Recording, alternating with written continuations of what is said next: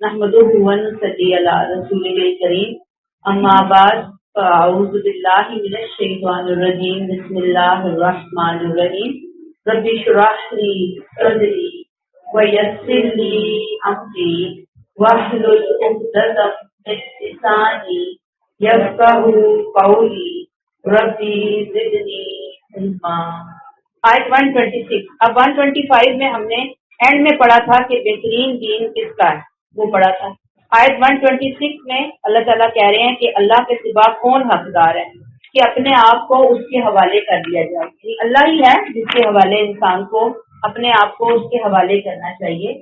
आयत का देखिए हिस्सा वलिल्लाहि मा फिस समावाति व मा फिल अर्द, आसमान और जमीन का सब कुछ अल्लाह ही का है। असल में जिसका दीन सबसे बेहतर है वही रब सबसे अजीम है, यानी दीन भी उसी ने दिया, रब भी वो सबसे अजीम है। आसमानों और जमीन की हर चीज की मलकियत उसी के हवाले, उसी के पास है। आसमानों पे क्या चीज है? फरिश्ते हैं, सियारे हैं, सितारे हैं, बारिश का निजाम है, हवाएं हैं, कायनात का सारा सिस्टम जो चलाया जा रहा है, गैलेक्सीज हैं, और फिर वमा फिल अर्द, जमीन में क्या है? सबसे बढ़कर इंसान, फिर जन्नात, फिर परिंद, फिर ताकतें, हुकूमतें, जमीन पर रिज़्क़, छोटे से लेकर बड़े तक खजाने, जर्रे के बराबर चीजें, वो सब की सब जमीन की चीजें हैं। और वो सारी की सारी किसकी मलकियत है? ये खजाने किसके हैं? लिल्लाह, अल्लाह के। दीन अल्लाह का, कायनात अल्लाह की, खजाने उसके, तो फिर बात भी उसी की मानी जाएगी। वकानल्लाहु बिकुल्लि शैइन मुहीता, अल्लाह हर चीज का अहाता किए हुए। मुहीता, इसको जरा महसूस करने की कोशिश करें, इस लफ्ज को गौर के साथ को अपने अंदर बिठाने की कोशिश करें, जज्ब करने की कोशिश करें। मुहीता, हर चीज को वो घेरे हुए है, हर चीज उसके कंट्रोल में है, हर चीज पर उसको इख्तियार है। इतना इख्तियार, इतना कंट्रोल कि कोई चीज उसके कंट्रोल से बाहर नहीं निकल। तो अक्लमंद कौन है? जो पिछली आयत को भी हम इसके साथ जोड़ेंगे, जो क्या करे? वजहहू लिल्लाह, अपने आप को, अपनी मैं को, अपनी मर्जी को अपने रब के सुपुर्द कर दे। दूसरा, मोहसिन बन जाए, खूबियों के साथ, एहतमाम के साथ नेकियां करने वाला बन जाए। फिर इब्राहीम अलैहिस्सलाम के तरीके की पैरवी करने वाला बन जाए। अक्लमंद वो है जब अल्लाह के कंट्रोल, उसके अख्तियार से कोई चीज बाहर ही नहीं, वही हर चीज को घेरे हुए है।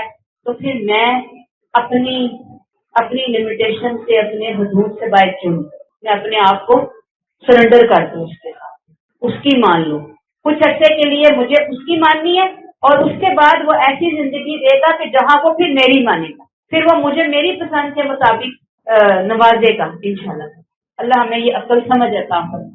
आयत नंबर 127, और यस्तफ्तूनका फिन्निसा, ये लोग तुमसे औरतों के बारे में फतवा पूछते हैं। आप देखें कि पिछली आयत में हमने जाना कि इस्लामी मुआशरे की नई बुनियादें रखी गई। अल्लाह ताला चाहते थे कि मुआशरे में पाकीज़गी का चलन आम हो, फिर डिसिप्लिन्ड मुआशरा हो, कुछ रूल्स एंड रेगुलेशन दिए जा रहे थे।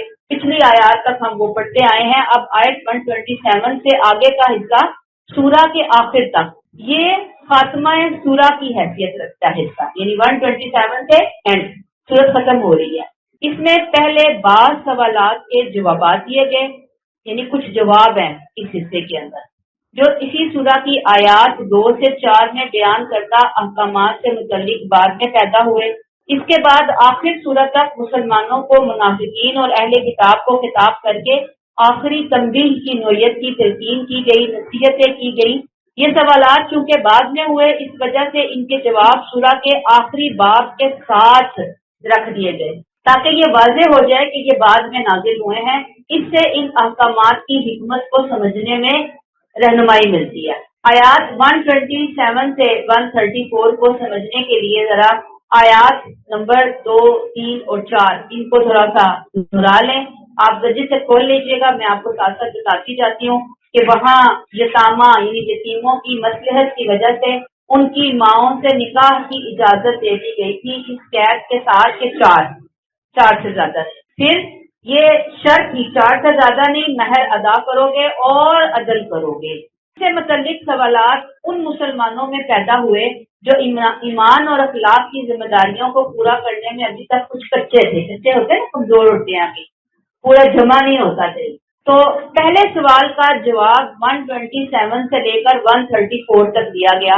یہ کچھ ذہن میں سوال پیدا ہوئے، اللہ نے ان سوالوں کو سورہ کے آخر میں ایڈریس کر دیا۔ ٹھیک ہے جی، کہاں تک؟ 127 سے 134 تک کیا کہتے ہیں؟ وَيَسْتَفْتُونَكَ فِي النِّسَاءِ، کہ لوگ تم سے عورتوں کے بارے میں فتویٰ پوچھتے ہیں۔ فتویٰ استفتاء، اللہ کا وہ فیصلہ جس پر عمل کرنا ضروری ہو، کوئی مشورہ، کوئی رائے نہیں، آپشنل نہیں ہے، بلکہ واجب العمل حکم۔ استفتاء پھر کیا ہوا؟ کسی مسئلے میں اللہ کا حکم جاننا۔ جیسے ہم کہتے ہیں، سوال کرتے ہیں کہ اس مسئلے میں شریعت کیا کہتی ہے۔ اب آیت کے اس ٹکڑے پر ہم واپس آتے ہیں، وَيَسْتَفْتُونَكَ کا۔ اب وہ جو پچھلی آیات کو بھی ذہن میں رکھیں، آیت نمبر 2 سے 4، لوگ نبی کریم صلی اللہ علیہ وسلم سے عورتوں کے بارے میں یہ جاننا چاہتے تھے کہ کیا ہمیں اجازت ہے کہ یتیم بچوں کی ماؤں سے یا یتیم لڑکیوں سے نکاح کرنے مگر مہر کم دیں یا برابر کا انصاف نہ کریں۔ وہ سمجھتے تھے کہ ہم احسان کر رہے ہیں ان کے بچوں کا بوجھ اٹھا کر۔ اللہ نے ان کی سوچ کو رد کر دیا۔ یہاں آپ دیکھیں گے کہ سوال موجود نہیں ہے۔ اللہ نے کہا وَيَسْتَفْتُونَكَ فِي النِّسَاءِ، وہ آپ سے عورتوں کے بارے میں فتویٰ پوچھتے ہیں۔ فتویٰ کیا ہے؟ نہیں ہے، اچھا صرف حوالہ ہے کہ وہ آپ سے پوچھ رہے ہیں۔ اب جواب سے پتہ چل رہا ہے کہ سوال کیا کیا گیا، ٹھیک ہے نا۔ قرآن میں یہ انداز آپ کو اکثر نظر آئے گا کہ قرآن پورا سوال لفظ ب لفظ دہراتا نہیں ہے، کیونکہ جواب اتنا واضح ہوتا ہے کہ سوال خود بخود سمجھ آ جاتا ہے۔ یہ قرآن کا حکیمانہ انداز ہے کہ وہ غیر ضروری باتیں نہیں کرتا، ٹو دا پوائنٹ بات کرتا ہے۔ کس قدر دیکھیں شاندار بات ہے نا۔ اللہ کا کلام جو ہے، اللہ تعالیٰ نے کیا کہا؟ قُلِ اللَّهُ يُفْتِيكُمْ فِيهِنَّ، اے نبی کہہ دو کہ اللہ تمہیں ان کے بارے میں فتویٰ دیتا ہے۔ یہ لوگوں کو بتا دو یہ اللہ کا فیصلہ ہے، یہ کسی پیر فقیر بزرگ مفتی عالم کا فتویٰ نہیں ہے۔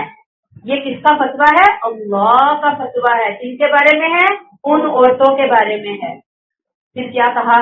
اور جن عورتوں کے حقوق تم وما یتلا علیکم فی الکتاب فی یتامی النساء اللاتی لا تؤتونہن ما کتب لہن فترغبون ان تنکحوہن والمستضعفین من الولدان، اور جن عورتوں کے حقوق تم ادا نہیں کرنا چاہتے مگر ان سے نکاح کرنا چاہتے ہو، ان کے یتیموں کے سے متعلق جو ہدایات اس کتاب میں کی جا رہی ہیں ان کے بارے میں اور دوسرے بے سہارا بچوں کے بارے میں بھی فتویٰ دیتا ہے کہ عورتوں کے حقوق ہر حال میں ادا کرو۔ وما یتلا علیکم فی الکتاب، اللہ تمہیں وہ حکم یاد دلا رہا ہے جو اس کتاب میں پہلے ہی تمہیں ان عورتوں کے یتیموں کے بارے میں کیا گیا۔ وما یتلا علیکم فی الکتاب، جو تمہیں پڑھ کر سنایا گیا، جو تمہیں پہلے بتا دیا گیا۔ اور ان بیوہ عورتوں کے حقوق یعنی مہر یعنی عدل جو تم ادا نہیں کرنا چاہتے لیکن ان سے نکاح بھی کرنا چاہتے ہو، پھر وہ تمہیں معاشرے کے باقی بے بس بے سہارا یتیم بچوں کے بارے میں بھی فتویٰ دیتا ہے۔ والمستضعفین من الولدان، گویا فتوے میں یہ بات واضح کر دی گئی کہ مہر لازمی لیا جائے گا، عدل کی شرط کو فالو کیا جائے گا۔ جس طرح عام عورتوں کے بارے میں یہ شرط لازم ہے، ایسے ہی یتیموں کے ماؤں کے بارے میں بھی یہ شرط ماننی ہوگی۔ ان کے یتیموں کا خیال رکھو گے اور اس کے ساتھ ساتھ معاشرے کے اندر جو دوسرے بے بس بے سہارا یتیم ہے ان کا بھی خیال رکھو گے۔ یہ بات کلیئر ہوئی ہے؟ وما یتلا علیکم فی الکتاب فی یتامی النساء اللاتی لا تؤتونہن ما کتب لہن، یہ سمجھ آ گئی کہ وہ ہوتے ہیں یتیموں کی جو مائیں ہیں جن سے مہر تم نہیں دینا چاہتے جو اللہ نے تم پر فرض کر دیے گئے ہیں، وترغبون ان تنکحوہن، اور تم یہ بھی چاہتے ہو کہ تم ان سے نکاح کرو۔ اللہ کہتے ہیں کہ تمہیں یہ بتا دیا گیا ہے کہ تم دو گے، اور والمستضعفین من الولدان، اور اس کے ساتھ ساتھ معاشرے کے دیگر کمزور بچوں کے حق بھی ادا کرو۔ اب یہ جو حق ادا کرو گے نا، یہ ظاہری بات ہے کہ اس کے اندر انورٹڈ کوما اللہ تعالیٰ نے بتا دیا اور کیا کہا تقوموا للیتامی بالقسط، اور یتیموں کے ساتھ ہر حال میں انصاف پر قائم رہو گے. ہر حال میں یتیموں کے ساتھ کیا کرنا ہے؟ انصاف کرنا ہے. کیوں؟ اس لیے کہ اللہ خود ان کا وکیل ہے. وہ یہ بات تمہیں فتویٰ دے کر سمجھا رہا ہے. فتویٰ آ گیا. اب دیکھیں دنیا میں ہم کہتے ہیں کہ جی فلاں مفتی اعظم کا فتویٰ اس بارے میں، کتنی بڑی بات ہے. فتویٰ آ گیا ہے نا. اب تو ہم ادھر سے ادھر نہیں ہو سکتے، اس فتوے کے خلاف نہیں کر سکتے. اب یہاں فتویٰ دینے والا کون ہے؟ اللہ.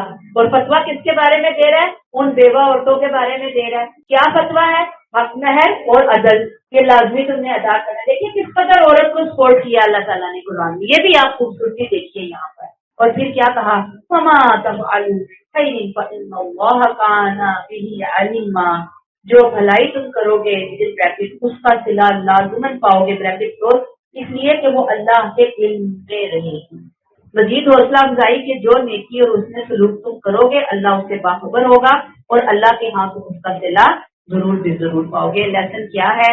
بہت خوبصورت انداز ہے. سبحان اللہ. عورتوں کے حقوق کس قدر خوبصورتی سے بیان کر دیے گئے. یہ نہیں کہا کہ تم جتنے مرضی شادیاں کر لو، 4 کی پہلے ہم شرط پڑھ کر آئے، اور پھر کہا کہ عدل بھی کرو، مہر بھی ادا کرو، اور پھر اینڈ میں کہا وما تفعلوا من خیر فإن اللہ کان بہ علیما. اسی روح اور جذبے کے ساتھ ان کے حقوق کی ادائیگی کرو. یتیم بچوں کے حقوق کی ادائیگی کرو. اپنے پھر جو شادی کر لی تو وہ بچے اپنے بچے ہو گئے، ان کے حقوق کی ادائیگی، اور پھر معاشرے کے بے بس محروم طبقات کے اندر جو یتیم ہیں ان کے حقوق کی ادائیگی. اللہ جانتا ہے جو تم کرو گے، جو بھی تم خیر کرو گے. آج دنیا میں عورتوں کے حقوق کے حوالے سے، رائٹس کے حوالے سے کتنی NGOs کام کرتی ہوئی آپ کو نظر آ رہی ہوتی ہیں. اس کے باوجود عورتوں کو وہ رائٹس نہیں مل رہے جو ملنے چاہیے. دیکھ لیں پوری دنیا وہ مل کر وہ رائٹس اس انداز میں نہیں دیتی، اس لیے کہ دینے والوں کے اندر وہ موٹیویشن ہی نہیں ہے کہ وہ دینے کے لیے تیار ہوں. تو قرآن کے الفاظ اللہ کے احکامات دینے والوں کو اندر دل سے دینے کے لیے جوڑتے ہیں، انکریج کرتے ہیں کہ دو، خوبصورتی کے ساتھ دو، خوشی کے ساتھ دو، شوق کے ساتھ دو، پوری اسپرٹ کے ساتھ دو، کوئی ڈنڈی نہ مارو. فإن اللہ کان بہ علیما. جو تم دے رہے ہو، جس نیت کے ساتھ دے رہے ہو، اللہ اس کو بہت اچھی طرح جانتا ہے. کیسے موٹیویٹ کر دیا گیا. آیت نمبر 128. اب 127 سے ایک سلسلہ خاتمہ ہے سورہ کا. سوالات اور جوابات کا سلسلہ شروع ہوا ہے. تنبیہات کی جا رہی ہیں. مسلمان بھی مخاطب ہیں، منافقین بھی مخاطب ہیں، اہل کتاب بھی مخاطب ہیں. اب آیت 128 میں اگر کہا گیا کہ عورت کو خطرہ ہے کہ اپنے حقوق پر وہ اصرار کرے گی کہ مجھے یہ حقوق دو، تو شوہر بدسلوکی کرے گا، بے رخی کرے گا، رویہ سرد کر لے گا، معاملہ طلاق تک چلا جائے گا، اور بیوی طلاق لینا نہیں چاہتی. ہوتی ہے نا خواتین کے مسائل ہوتے ہیں، طلاق ان کو سوٹ نہیں کر رہی ہوتی. تو پھر عورت کیا کرے؟ اس کا حل یہاں پہ اللہ تعالیٰ نے بتا دیا کہ ایک طرف تو مرد کو بہت باؤنڈ کیا گیا ہے نا، تم نے حق ادا کرنا ہے، تم نے عدل کرنا ہے، تم نے یہ کرنا ہے. اب وہ شوہر کہے کہ میں تو نہیں کرتا، 2 بیویاں ہیں، 3 بیویاں ہیں، میں تو طلاق کا حق نہیں ادا کر سکتا، لہٰذا میں سے چھوڑتا ہوں. عورت کہتی ہے میں نہیں دینا چاہتی طلاق. اب اللہ تعالیٰ نے سولوشن دے دیا عورت کو. کیا کہا؟ وَإِنِ امْرَأَةٌ خَافَتْ مِن بَعْلِهَا نُشُوزًا أَوْ إِعْرَاضًا. اگر کسی عورت کو اپنے شوہر سے بدسلوکی اور بے پرواہی کا اندیشہ ہو، فلا جناح علیہما، تو ان پر کوئی گناہ نہیں، ان یصلح بینہما صلحا، کہ دونوں آپس میں کوئی سمجھوتا کر.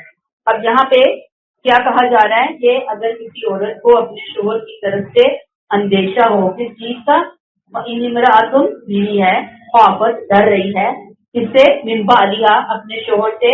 کس چیز کے حوالے سے؟ نشوز سے ڈر رہی ہے. بیوی کو شوہر کے نشوز کا خطرہ ہے. نشوز یاد رکھیں، یاد ہوگا کہ ہم عورت کے لیے بھی پڑھ کر آئے ہیں. اور شوہر کی قوامیت کو عورت تسلیم نہ کرے، ہر دھرم ہو جائے، ضدی ہو جائے، نافرمان ہو جائے، سرکش ہو جائے، آؤٹ آف کنٹرول ہو جائے.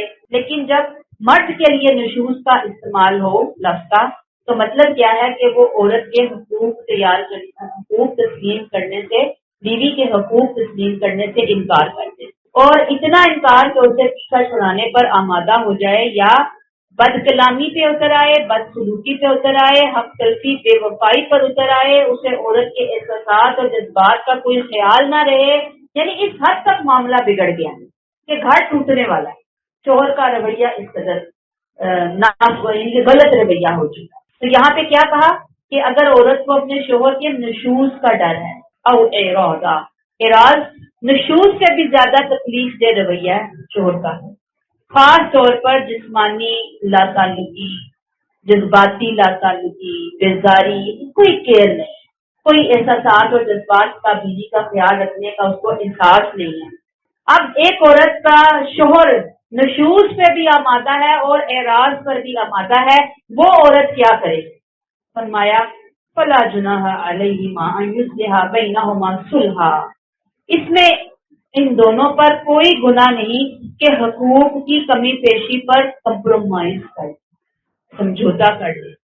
ایک عورت اگر چاہتی ہے گھر میں ہی رہنا، شوہر کے نام کے ساتھ رہنا، تو کچھ حقوق میں نرمی کر کے اپنے رشتے کو بچا سکتی ہے، جیسے اپنا مہر چھوڑ دے، اپنی باری چھوڑ دے، کہ شوہر کو یہ باؤنڈ نہ کرے کہ تم ایک دن یہاں ایک دن وہاں ایک دن وہاں رہو گے، ٹھیک ہے تم نہیں آتے نہ ہو، بس مجھے اپنے نام کے ساتھ جڑا رہنے دو، میرے نام کے ساتھ تمہارا نام رہے، میرے بچوں کے باپ بن کر رہو، ہفتے میں ایک دن آؤ، مہینے میں ایک دن آؤ، نہ آؤ، کسی بھی طرح سے وہ کوئی بھی کمپرومائز کی شرط جو ہے وہ لکھ سکتی ہے۔ نان نفقہ ہے، چھوڑ نہیں دے رہا، تھوڑا دے رہا ہے، تو آپ کو اندازہ ہے کہ اب لڑائی بڑھے گی، طلاق ہو جائے گی، گھر بکھر جائے گا، بچے ڈسٹرب ہو جائیں گے، ان کا فیوچر خراب ہو جائے گا۔ بندہ کہتا ہے چلو نان نفقہ بھی میں کم کرتی ہوں، چھوڑتی ہوں، میں اپنے معاملات کو سیٹل ڈاؤن کر لوں گی، یا کچھ اور مطالبات چھوڑ کر اپنے رشتہ نکاح کو برقرار رکھنے کے لیے اگر وہ کوئی قربانی دینا چاہے تو وہ دے سکتی ہے۔ یہ بات یہاں پر بتائی گئی ہے، کیونکہ رشتہ نکاح کا برقرار رکھنا باعث نجات ہے، باعث فلاح ہے۔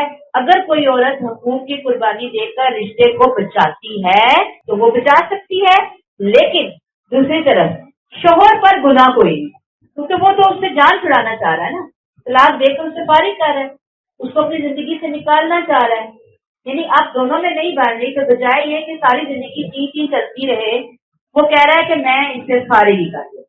اب بیوی کہتی ہے کہ مجھے فارغ مت کرو، مجھے اپنے ساتھ رہنے دو، میں اب کوئی مطالبہ نہیں کروں گی، کوئی ہماری بحث نہیں ہوگی، کوئی ہمارا جھگڑا نہیں ہوگا، یہ میری ڈومین ہے، یہ تمہاری ڈومین ہے، ہم ایک دوسرے کے معاملات میں انٹرفیئرنس نہیں کریں گے، مجھے رہنے دو یہاں۔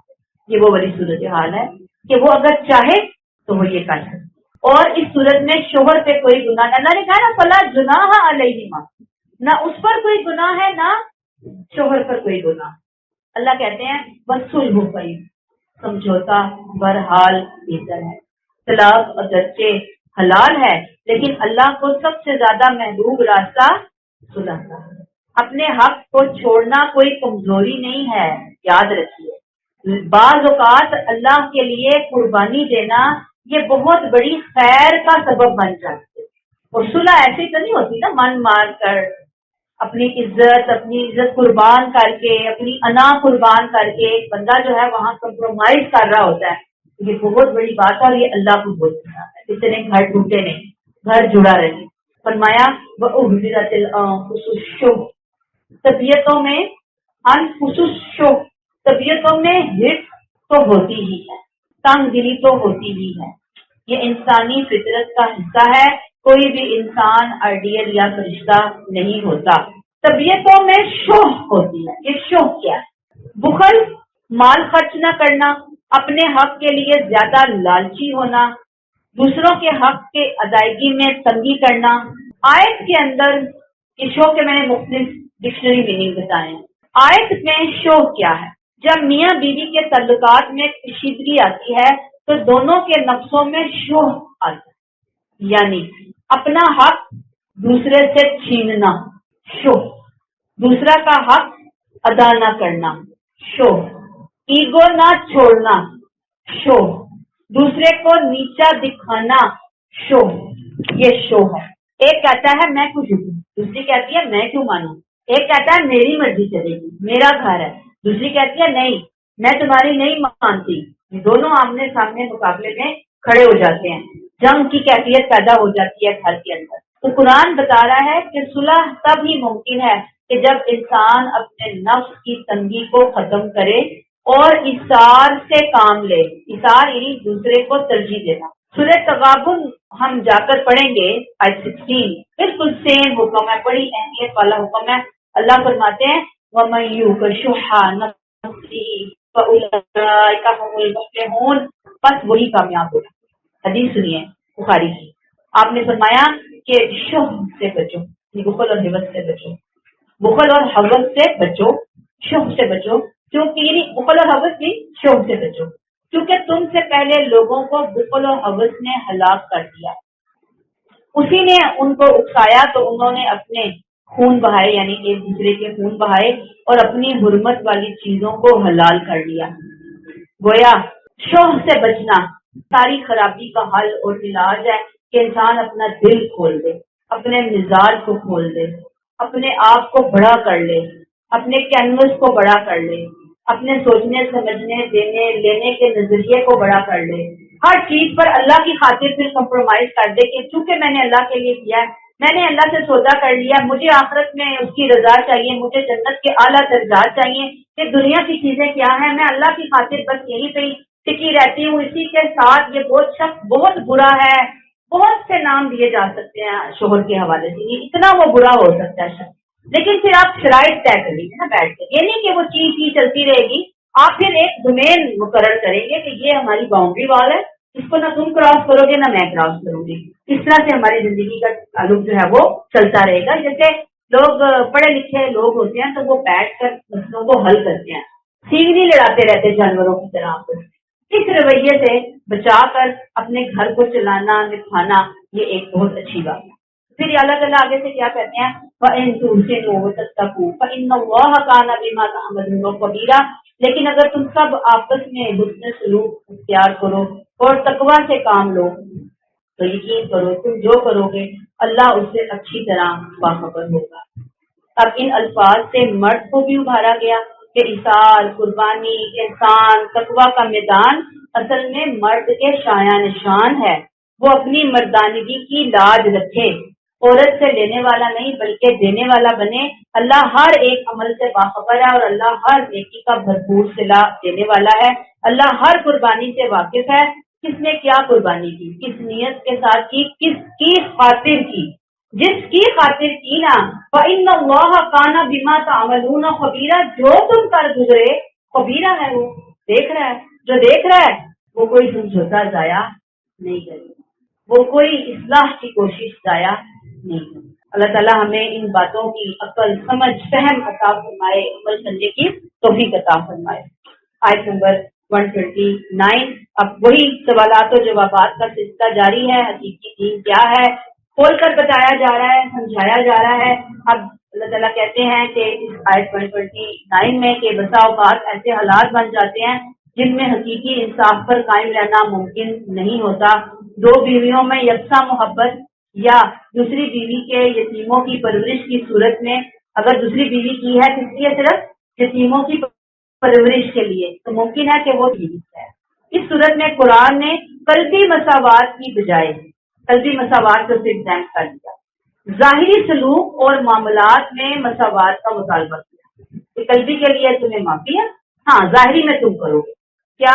اللہ نے کہا وَلَا تَسْتَطِيعُوا أَن تَعْدِلُوا بَيْنَ النِّسَاءِ، اے مردو اگر تم چاہو بھی ایک سے زیادہ بیویاں ہونے کی صورت میں تم اپنی بیویوں کے درمیان پورا عدل نہیں کر سکتے، وَلَوْ حَرَصْتُمْ، اگر تم چاہو بھی، فَلَا تَمِيلُوا كُلَّ الْمَيْلِ فَتَذَرُوهَا كَالْمُعَلَّقَةِ، ایک بیوی کی طرح یہ تو خیال رکھو اس طرح نہ جھک پڑو کہ دوسری کو ایک اور انتہا پر لٹکتا چھوڑ دو۔ فَإِن تُصْلِحُوا وَتَتَّقُوا فَإِنَّ اللَّهَ كَانَ غَفُورًا رَحِيمًا، اگر تم اپنے آپ کو درست کرتے رہو اور پرہیزگاری سے کام لو تو بے شک اللہ بخشنے والا اور مہربان ہے۔ کیا کہا گیا کہ اے مردو اگر تم چاہو بھی تو ایک سے زیادہ بیویوں کی صورت میں پورا عدل نہیں کر سکتے، وَلَا تَسْتَطِيعُوا، تم کر ہی نہیں سکتے عدل، أَن تَعْدِلُوا بَيْنَ النِّسَاءِ وَلَوْ حَرَصْتُمْ، یاد رکھو دل کا لگاؤ اور ظاہری سلوک یہ دونوں بالکل برابر برابر ہوں یہ ممکن ہی نہیں ہے. جہاں پہ کس عدل کی بات ہو رہی ہے؟ دلی محبت اور ظاہری سلوک ہے. اور نہ ہی یہ مطلوب ہے، یہ مطلوب نہیں، کیونکہ اللہ کو پتا ہے کہ اس قسم کا عدل تمہاری طاقت سے باہر ہے. قلبی محبت، دل کا کسی کی طرف ملان کھینچنا، یہ انسان کے اختیار میں نہیں. جو چیز اختیار میں ہے اللہ نے اسے ہائی لائٹ کر دیا. کن الفاظ کے ساتھ کیا کہا، مطلوب کیا ہے؟ فلا تمیلوا کل المیل فتذروها کالمعلقہ. یہ نہیں کرنا. ایسا رویہ اختیار نہ کرو کہ ایک بیوی کی طرف جھکاؤ ہو کہ دوسری لٹک جائے. حسن سلوک، توجہ دینا، نان و نفقہ، وقت دینا، رہائش، سیر سپاٹا، کھلانا پلانا، شاپنگ، عزت، ہر چیز میں برابری ہوگی. اس میں تو برابری ہے، اس میں تو عدل ہے. بس دل میں اگر ایک کی محبت زیادہ ہے تو یہ قابل معافی ہے. دل کا جھکاؤ ہو سکتا ہے ایک بیوی کی طرف، لیکن ظاہری عمل کا جھکاؤ نہیں ہونا چاہیے. الفاظ کیا کہے اللہ تعالیٰ نے؟ تمیلو کل المیل. ایسا نہ ہو کہ ایک ہی بیوی کو سب کچھ دے دو اور دوسری کو نظر انداز کر دو. معلقہ، لٹکی ہوئی، نہ شوہر والی عزت ہے، نہ طلاق ہے، نہ جذباتی سکون ہے. یہ حالت اور یہ سلوک بیوی کے ساتھ اسلام میں سخت ناپسندیدہ ہے.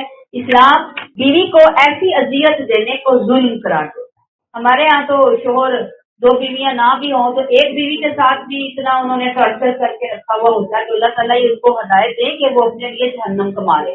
پھر کیا کہا اللہ تعالیٰ نے؟ وَإِن تُشْرِكُوا وَتَتَّقُوا فَإِنَّ اللَّهَ كَانَ غَفُورًا رَحِيمًا. اگر کوئی غلطی کوتاہی ہو تو اس کی اصلاح کی کوشش کرتے رہو، اللہ سے ڈرو. اس کوشش کے باوجود اگر کوئی انجانے میں غلطی ہو گئی تو اللہ بخشنے والا اور بے وفا. یہاں اصلاح بیوی کو بدلنے کی نہیں کی اللہ، بیوی کو بدلو، بلکہ شوہر کے بدلنے کی بات ہوگی. یہ خود احتسابی، سیلف اکاؤنٹیبلٹی، میں نے بیوی سے کہاں نا انصافی کی، کہاں نا انصافی کر رہا ہوں، کہاں غلطی کر رہا ہوں، یہ ہے وَإِن تُصْلِحُوا. اے مردو تم اپنی اصلاح کرو. وَتَتَّقُوا، یہ جان لو کہ اللہ تمہیں دیکھ رہا ہے. اور پھر یہ جان لو، جان بوجھ کر غلطی نہ کرنا، لیکن اگر انجانے میں غلطی ہو گئی اور تم نے اللہ سے معافی مانگ لی، یا جان بوجھ کر بھی غلطی کی اور تمہیں احساس ہوا اور تم نے سچی توبہ کر لی، تو پھر تم اللہ کو کیا پاؤ گے؟ غفور الرحیم، بخشنے والا اور مہربان. حدیث سنیے، آپ صلی اللہ علیہ وسلم اپنی ازواج مطہرات کے درمیان تقسیم کرتے اور عدل کرتے اور فرمایا کرتے کہ اے اللہ یہ میری تقسیم ہے جو میرے بس میں ہے، اور اس بات میں مجھے ملامت نہ فرمانا جس کا تو مالک ہے اور میرا اس پر اختیار نہیں، مراد دل کا ملاد. ہمیں پتہ ہے کہ پہلے آپ کو ختیجہ سے بہت محبت تھی، ان کی پوری زندگی میں آپ نے دوسری شادی نہیں کی.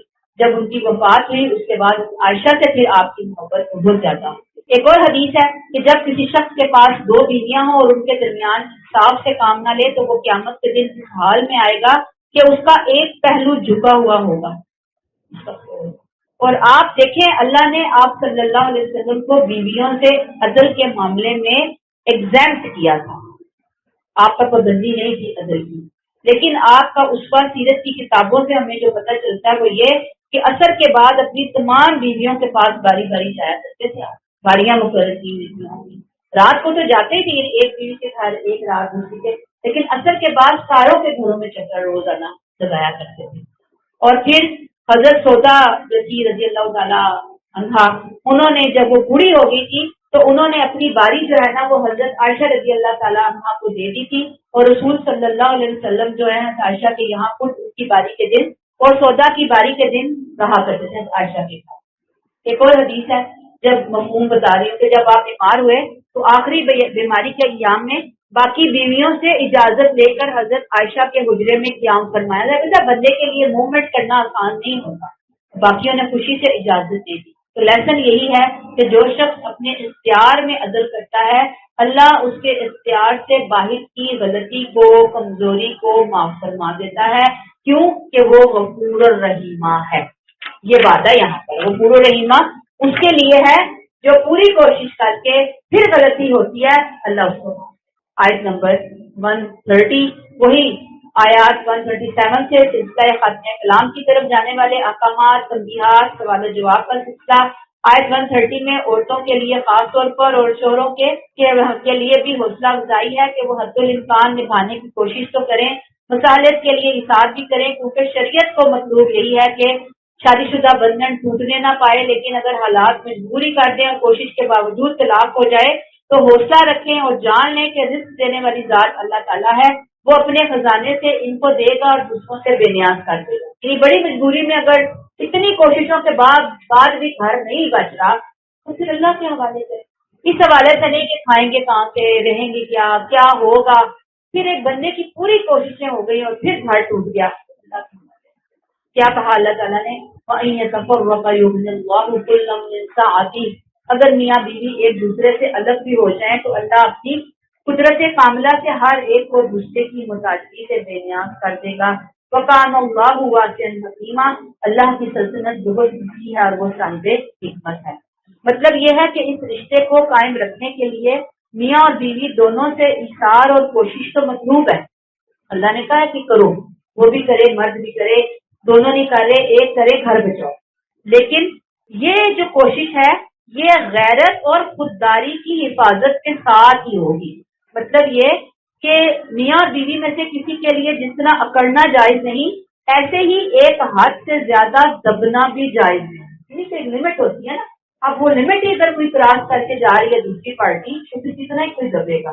اگر میاں بیوی تمام اصلاحی کوششوں کے باوجود ایک دوسرے سے نکاح نہ کر سکیں اور علیحدگی ناگزیر ہو جائے، ساتھ رہنا ایک فریق کے لیے ظلم سہنا بن جائے، یعنی کیا ہے، بس ظلم کیا جا رہا ہے، تو پھر جدا ہونا اللہ کے دین میں کوئی گناہ نہیں ہے۔ یہ آیت طلاق کو خوف سے نہیں بلکہ اللہ پر توکل کے ساتھ قبول کرنے کا حوصلہ دیتی ہے۔ اسلام عورت یا مرد کو زبردستی ایسے رشتے میں قید نہیں رکھتا جو زندگی کو اذیت ناک بنا دے۔ کیا کہا، وَإِن يَتَفَرَّقَا يُغْنِ اللَّهُ كُلًّا مِّن سَعَتِهِ، اگر ان دونوں یہ الگ ہو بھی جائیں، اتنی کوششوں کے بعد بھی نہ نبھ سکے تو اللہ اپنی قدرت کاملہ سے ہر ایک کو دوسرے کی محتاجی سے بے نیاز کر دے گا۔ یغنی اللہ، دنیاوی اعتبار سے بے نیاز کرے گا، رزق کے اعتبار سے بے نیاز کرے گا، نئے رشتوں کے حوالے سے اللہ ان کو ایک دوسرے کی محتاجی سے بے نیاز کر دے گا، کیونکہ وہ ہے ہی، اس کی سلطنت بہت کشادہ ہے اور وہ صاحب حکمت ہے۔ اللہ کے خزانے ختم نہیں ہوتے، کم نہیں ہوتے، وہ جدائی کے بعد بھی کسی کی زندگی کو آباد کر سکتا ہے، اس کو رنگ لگا سکتا ہے، اس لیے کہ وہ حکیمہ ہے۔ اس طلاق میں بھی کوئی نہ کوئی حکمت ہوگی، اس کے ہر فیصلے، ہر کام میں حکمت ہوگی، اس لیے جو جدائی واقعہ ہوئی وہ بے مقصد نہیں ہوئی، بلکہ یقیناً اللہ کی طرف سے اس میں بہت خیر ہوگی، اس میں بہتر انجام ہوگا۔ انسان یہ سوچ قرآن کی آیت کے سامنے رکھ کے سبق یہی ہے ہمارے لیے کہ اللہ پر بھروسہ اپنی طرف سے غلط نہیں کرنا، پھر اللہ راستے بھی نکال دے گا، اللہ آسانیاں بھی فرما دے گا۔ شرط یہ ہے کہ ہم غلط نہیں، بس ہم نے ایک ایک قدم پہ اللہ کے بتائے ہوئے SOPs کو فالو کیا، ایک ایک قدم پہ، اس کے بعد بھی پھر یہ ہوا گھر ٹوٹا، اللہ پہ چھوڑ دیا جائے۔ آگے آ جائیے جی، آیت نمبر 131 ہم چلیں گے آگے انشاءاللہ۔ اب ہم دیکھ لیتے ہیں کہ 126 میں ہم یہی مضمون پڑھ کر آئے تھے، اب 131 میں اللہ نے دو مرتبہ یہ الفاظ جو ہیں وہ بیان کیے، آپ دیکھ لیں گے اس کے اندر۔ پھر 132 میں بھی یہی بات آئی ہے، بار بار ایک ہی لفظ آ رہا ہے، وَلِلَّهِ مَا فِي السَّمَاوَاتِ وَمَا فِي الْأَرْضِ۔ یہ بے وجہ تکرار نہیں ہے، بلکہ سورہ کا خاتمہ یہ مضمون اس بات کا تقاضا کر رہا ہے، کیونکہ ہم نے پڑھا ہے کہ سورہ کا خاتمہ ہو رہا ہے، مسلمانوں منافقین اہل کتاب کو آخری تنبیہ کی جا رہی ہے کہ جو ہدایات تمہاری رہنمائی کے لیے ضروری تھی وہ دلائل کی وضاحت سے دے دی گئی ہیں، اب ماننا یا نہ ماننا تمہارا کام ہے، مانو گے تو تمہارا فائدہ ہے، نہیں مانو گے تو تمہارا نقصان ہے۔ اللہ کا کچھ نہیں بگاڑ سکتے کیونکہ وہ ساری کائنات کا مالک ہے، اس کی حکومت اپنے بل پر قائم ہے، وہ کسی کا محتاج نہیں ہے، اسی وجہ سے اس نے تم سے پہلے اہل کتاب کو بھی اپنے احکامات سے آگاہ کر دیا تھا، اب اے مسلمانوں تمہیں بھی وہ آگاہ کر رہا ہے، اللہ سے ڈرتے رہو۔ اہل کتاب نے اللہ کی نافرمانی کی تو انہوں نے اپنی شامت خود بلائی، اللہ کا کچھ نہیں بگاڑا، اگر تم کفر کرو گے تو یاد رکھو اللہ تمہارا محتاج نہیں بلکہ بے نیاز ہے۔ یہ سارا چیز میں نے بتایا، اب ہم آیات کی طرف آ گئے۔ وَلِلَّهِ مَا فِي السَّمَاوَاتِ وَمَا فِي الْأَرْضِ۔ آسمانوں اور زمین کا سب کچھ اللہ ہی کا ہے۔ آیت کا آغاز زبردست حقیقت کے اعلان سے ہو رہا ہے، حقیقت کا اعلان کیا جا رہا ہے، اور وہ کیا ہے؟ آسمان اور زمین کی ساری ملکیت کس کی ہے؟ اللہ کی ہے۔ وَلَقَدْ وَصَّيْنَا الَّذِينَ أُوتُوا الْكِتَابَ مِن قَبْلِكُمْ، تم سے پہلے جن لوگوں کو کتاب دی گئی انہیں بھی ہم نے یہی ہدایت کی تھی، وَإِيَّاكُمْ أَنِ اتَّقُوا اللَّهَ، اور تمہیں بھی یہی ہدایت ڈالی ہے کہ اللہ سے ڈرتے رہو۔ ایک ہی وصیت تھی، اور وصیت کیا تھی؟ ان اتقوا اللہ، اللہ کو اس طرح یاد رکھنا کہ انسان گناہ سے بچ جائے۔ یہ تو یاد ہے جیسے ہم کرتے ہیں، اللہ کو مانتے بھی ہیں اور گناہ بھی کرتے ہیں۔ اتقوا اللہ، اللہ دیکھ رہا ہے، وہ جانتا ہے، اور انسان گناہ سے باز آ جائے اور حق ادا کرنے پر آمادہ ہو جائے، یہ سوچ کر کہ اللہ مجھے دیکھ رہا ہے۔ گویا تقویٰ ان اتقوا اللہ ہر امت کے لیے مشترکہ سبق رہا ہے جو اللہ نے ہر امت کو دیا اپنے نبیوں کے ذریعے۔ اتقوا اللہ، اللہ سے ڈرو، اور فرمایا وَإِن تَكْفُرُوا فَإِنَّ لِلَّهِ مَا فِي السَّمَاوَاتِ وَمَا فِي الْأَرْضِ، اور یاد رکھو نہیں مانو گے بریکٹ اللہ کو کچھ نہیں بگاڑ سکو گے، بریکٹ کلوز اس لیے کہ زمین و آسمان میں جو کچھ ہے سب اللہ ہی کا ہے۔ اگر اللہ کے احکام نہیں مانو گے، منمانیاں کرو گے تو کس کا نقصان ہے؟ تمہارا۔ اللہ کا کچھ نہیں بگاڑ سکتے۔ یہ اعلان کون کر رہا ہے؟ آسمان اور زمین کا مالک خود اعلان کر رہا ہے، میرا کوئی نقصان نہیں کرو گے، میری طرف نہیں آؤ گے۔ شیطان کی پارٹی میں جاؤ گے تو جاؤ، جا کر کھیلو اس کی پارٹی کے اندر، خود اپنا پاؤں پہ کھاڑی مارو، خود اپنے لیے آخرت کا گڑھا تیار کرو گے۔ وَكَانَ اللَّهُ غَنِيًّا حَمِيدًا، اللہ بے نیاز ہے اور ہر تعریف کا مستحق ہے۔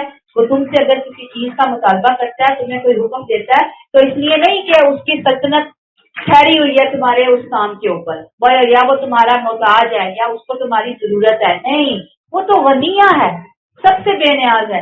کسی کی عبادت، کسی کی اطاعت، کسی کی تعریف اسے 1% بھی کوئی فائدہ نہیں دیتی، وہ کسی کا محتاج نہیں ہے، اس کے باوجود وہ تمام مخلوقات کو اپنے کرم سے نوازتا رہتا ہے، اسی وجہ سے وہ کیا ہے؟ حمیدہ، ہر تعریف صرف اسی کی۔ اب اس آیت کا لیسن کیا ہے؟ خوشی ہے یا غم ہے، ہر حال میں اتقوا اللہ، حق لینا ہے یا چھوڑنا ہے، اتقوا اللہ، نکاح ہے یا طلاق ہے، اتقوا اللہ، اور جس کو اتقوا اللہ مل گیا، یہ سعادت مل گئی، یہ سبق اس نے پڑھ لیا، یہ سبق اس نے اپنے عمل میں لے آیا، ڈھال لیا، اس کو رب مل گیا، اسے سب کچھ مل گیا۔ یہ اتقوا اللہ 2 لفظ ہے، چھوٹی سی بات ہے، پورا دین کا خلاصہ ہے سمجھے۔ حدیث قدسی اللہ نے فرمایا میرے بندو میں نے ظلم کرنا اپنے اوپر حرام کیا اور تمہارے درمیان اسے حرام کر دیا ہے، یہ تم ایک دوسرے پر ظلم نہ کرو۔ میرے بندو تم سب سے سب گمراہ ہو سوائے اس کے جسے میں ہدایت دوں، اس لیے مجھ سے ہدایت مانگو، میں تمہیں ہدایت دوں گا۔ میرے بندو تم سب سے سب بھوکے ہو سوائے اس کے جسے میں کھلاؤں، اس لیے مجھ سے کھانا مانگو، میں تمہیں کھلاؤں گا۔ میرے بندو تم سب سے سب ننگے ہو سوائے اس کے جسے میں لباس پہناؤں، لہٰذا مجھ سے لباس مانگو، میں تمہیں لباس پہناؤں گا۔ میرے بندو تم دن رات گناہ کرتے ہو اور میں ہی سب کے سب گناہ معاف کرتا ہوں، سو مجھ سے مغفرت مانگو، میں تمہارے سب گناہ معاف کر دوں گا۔ میرے بندو تم کبھی مجھے نقصان پہنچانے کی طاقت نہیں رکھو گے کہ مجھے نقصان پہنچا سکو، نہ کبھی مجھے فائدہ پہنچانے کے قابل ہوگے کہ مجھے فائدہ پہنچا سکو۔ میرے بندو اگر تمہارے پہلے والے اور تمہارے بعد والے اور تمہارے انسان اور تمہارے جن سب مل کر تم میں سے ایک انتہائی متقی انسان کے دل کے مطابق ہو جائیں تو اس سے میری بادشاہت میں کوئی اضافہ نہیں ہو سکتا، سب متقی ہو جائیں۔ میرے بندو اگر تمہارے پہلے والے اور تمہارے بعد والے اور تمہارے انسان اور تمہارے جن سب مل کر تم میں سب سے زیادہ فاجر آدمی کے دل کے مطابق ہو جائیں تو اس سے میری بادشاہت میں کوئی کمی نہیں ہوگی۔ یہ ہے غنی حمیدہ کی اصل تعریف۔ میرے بندو اگر تمہارے اگلے اور تمہارے پچھلے اور تمہارے انسان اور تمہارے جن سب مل کر ایک کھلے میدان میں کھڑے ہو جائیں اور مجھ سے مانگے اور میں ہر ایک کو اس کی مانگی ہوئی چیز عطا کر دوں تو اس سے جو چیز میرے پاس ہے اس سے اتنا بھی کم نہیں ہوگا جو اس سوئی سے کم ہو جو سمندر میں ڈالی جائے اور نکال لی جائے۔ سبحان اللہ، اللہ ہمیں یہ تقویٰ نصیب کر دے، یہ تقویٰ دے دیں، یہی اس کلاس کا حاصل ہے۔ بیٹھے ہوتے ہیں یہاں پہ دعا مانگا کریں، اللہ یہ والا تقویٰ ہمیں دے دے جو تقویٰ تو نے چاہا، جو تقویٰ نبی کریم صلی اللہ علیہ وسلم نے حدیث قدسی کی شکل میں ہمیں سکھایا، سمجھایا، بتایا۔ اللہ ہم اس تقویٰ کو لے کر اپنی نسلوں کو دینے والے بن۔ آیت 132 وَلِلَّهِ مَا فِي السَّمَاوَاتِ وَمَا فِي الْأَرْضِ، وہی میں نے آپ کو کہا تھا نا، بار بار تکرار آ رہی ہے. کائنات کا مالک اعلان کر رہا ہے کہ کیوں بھاگ رہے ہو، کیوں ادھر ادھر دیکھ رہے ہو، کیوں دوڑ رہے ہو، کیوں قربانیاں کرتے ہوئے تمہیں مشکل لگ رہا ہے. کائنات کا مالک تمہیں بتا رہا ہے، سمجھا رہا ہے. وہ کوئی عام ہستی تو ہے نہیں ہے.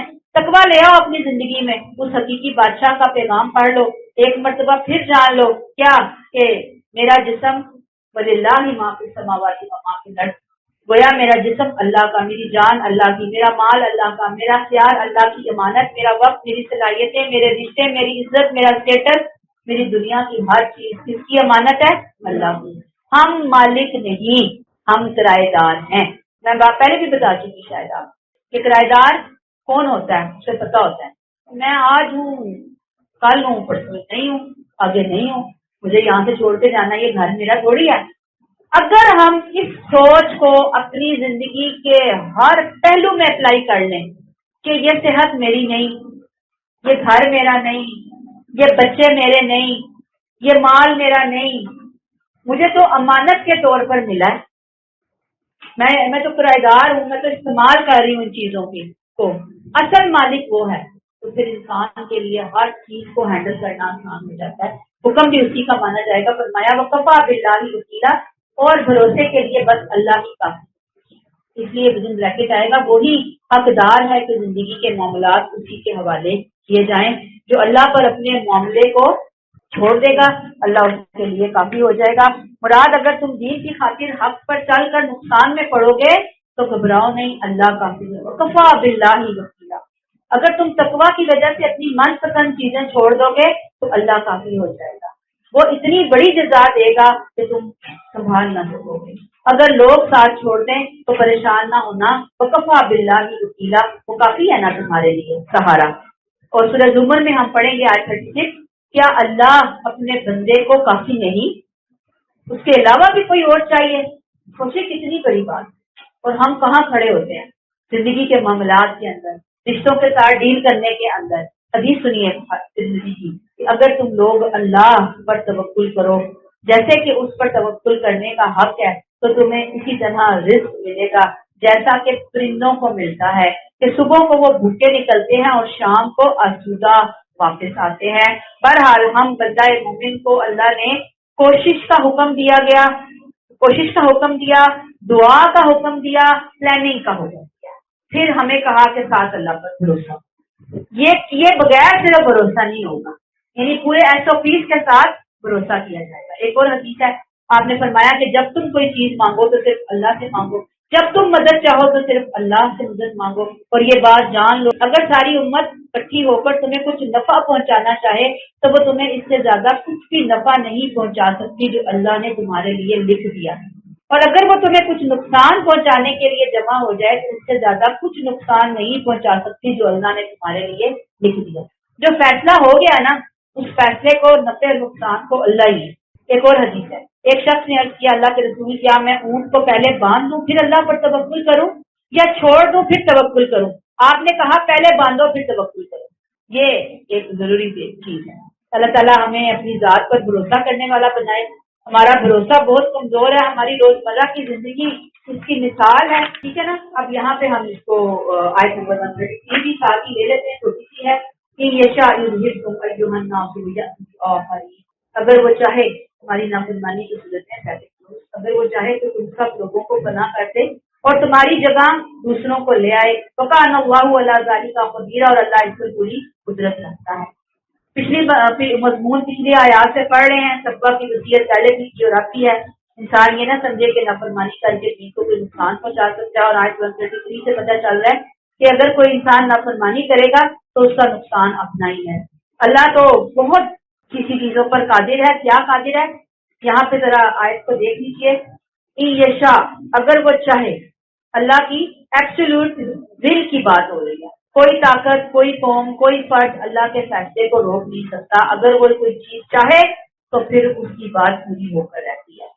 وہ کیا کرے؟ یذہبکم، تمہیں فنا کر دے تمہاری نافرمانیوں کی وجہ سے. یہاں فنا جسمانی موت نہیں ہے، بلکہ قوموں کا مٹ جانا، عزتوں کا ختم ہو جانا، اختیار قیادت کا چھن جانا.